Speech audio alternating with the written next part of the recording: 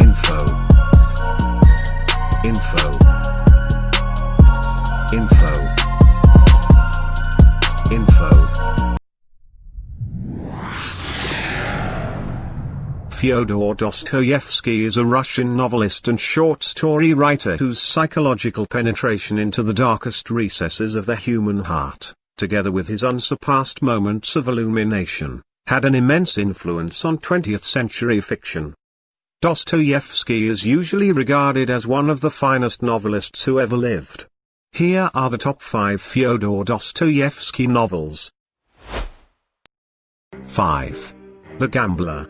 In this dark and compelling short novel, Dostoyevsky tells the story of Alexei Ivanovich, a young tutor working in the household of an imperious Russian general.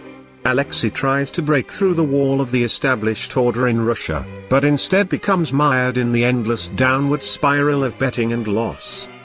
His intense and inescapable addiction is accentuated by his affair with the general's cruel yet seductively adept niece, Polina. In The Gambler, Dostoyevsky reaches the heights of drama with this stunning psychological portrait. The novel reflects Dostoyevsky's own addiction to roulette, which was in more ways than one the inspiration for the book. Dostoyevsky completed the novel in 1866 under a strict deadline to pay off gambling debts. The Gambler treated a subject Fyodor Dostoyevsky himself was familiar with, gambling.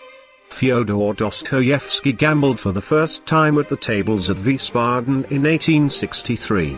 From that time till 1871, when his passion for gambling subsided, he played at Baden-Baden, Hamburg, and Sachsen-Liebens frequently, often beginning by winning a small amount of money and losing far more in the end. Fyodor Dostoyevsky then agreed to a hazardous contract with F.D. Stelovsky that if he did not deliver a novel of 12 or more signatures by November 1, 1866, Stelovsky would acquire the right to publish Dostoyevsky's works for 9 years, until the 1st of November 1875, without any compensation to the writer. He noted down parts of his story, then dictated them to one of the first stenographers in Russia and his wife-to-be, young Anna Grigorovna, who transcribed them and copied it neatly out for him. With her help, he was able to finish the book in time. 4. Notes from Underground.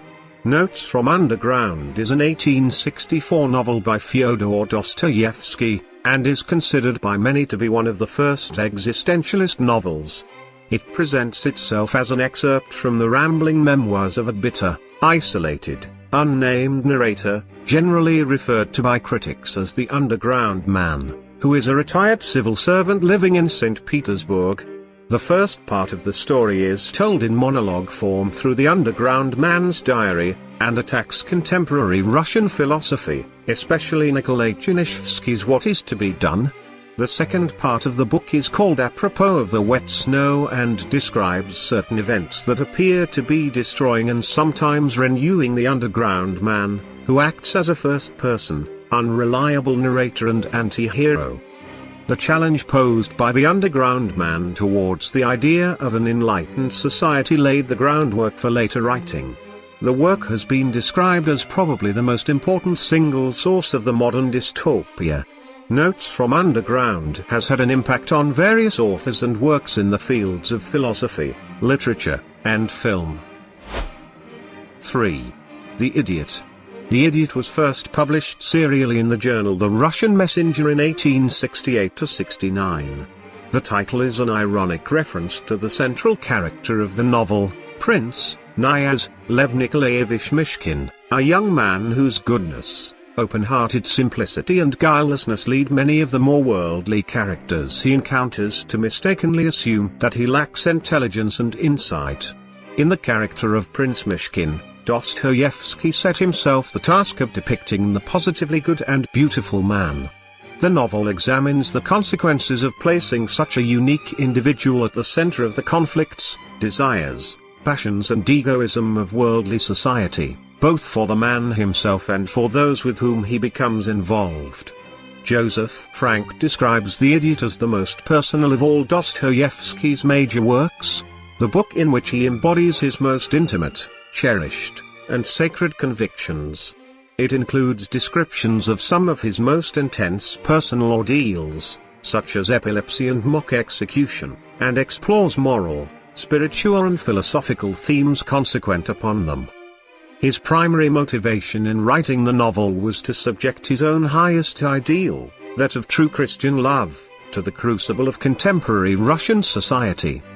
The artistic method of conscientiously testing his central idea meant that the author could not always predict where the plot was going as he was writing.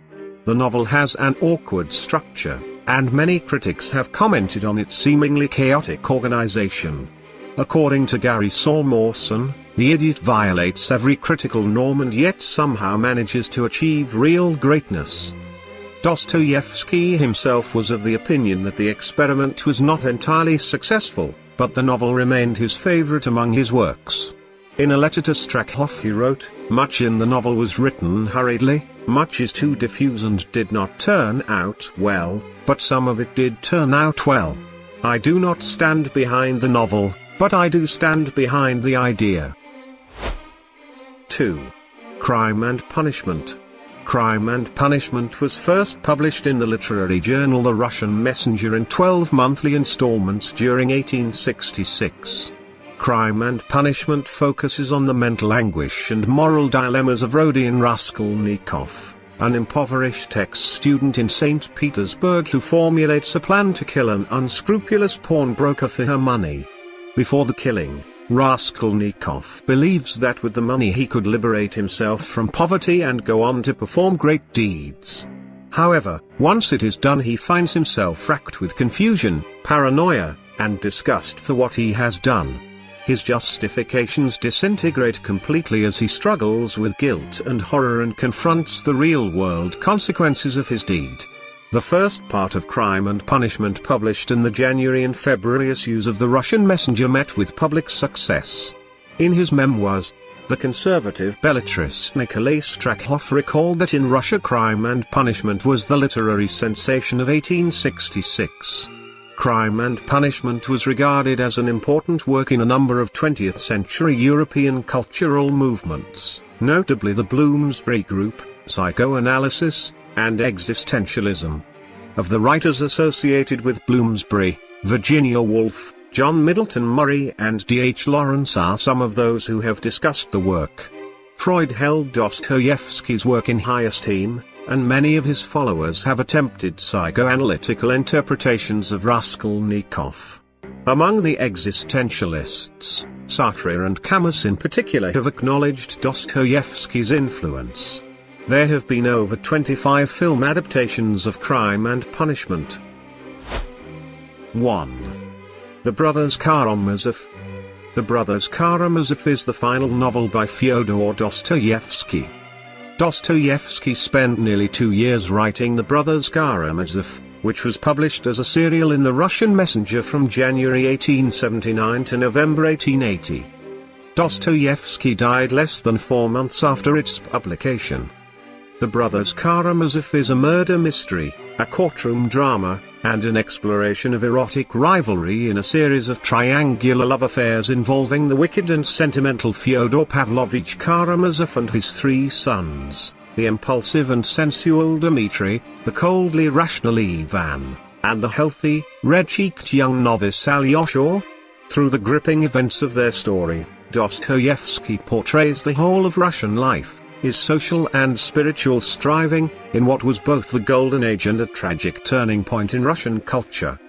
The writing of the Brothers Karamazov was altered by a personal tragedy. In May 1878, Dostoyevsky's 3-year-old son Alyosha died of epilepsy, a condition inherited from his father. The novelist's grief is apparent throughout the book. Dostoyevsky named the hero Alyosha, as well as imbuing him with qualities that he sought and most admired. His loss is also reflected in the story of Captain Snegiryov and his young son Alyosha. The death of his son brought Dostoyevsky to the Optina monastery later that year.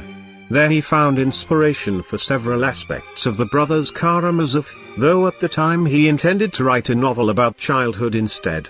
Parts of the biographical section of Zosima's life are based on the life of the elder Leonid, a text he found at Optina and copied almost word for word. The brothers Karamazov has had a deep influence on many public figures over the years for widely varying reasons. Admirers include scientists such as Albert Einstein, philosophers Ludwig Wittgenstein and Martin Heidegger, as well as writers such as Virginia Woolf, Cormac McCarthy, Kurt Vonnegut, Haruki Murakami, and Frederick Buechner.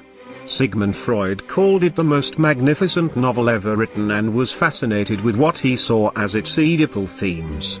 Franz Kafka felt indebted to Dostoyevsky and the brothers Karamazov for its influence on his own work.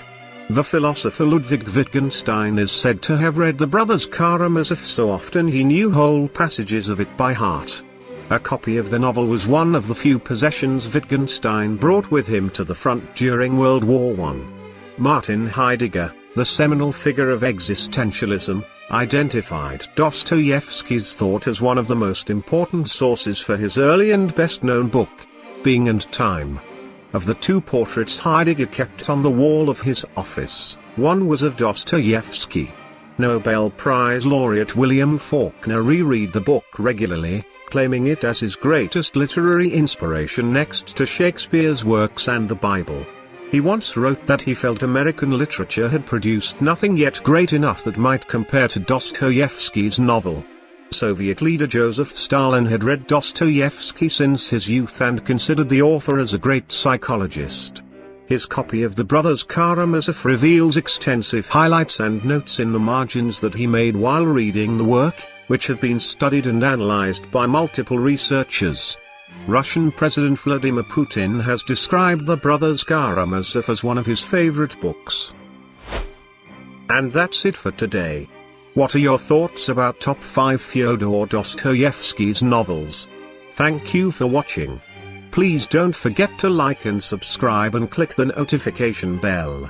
If you want to learn facts about something or someone, just watch on info.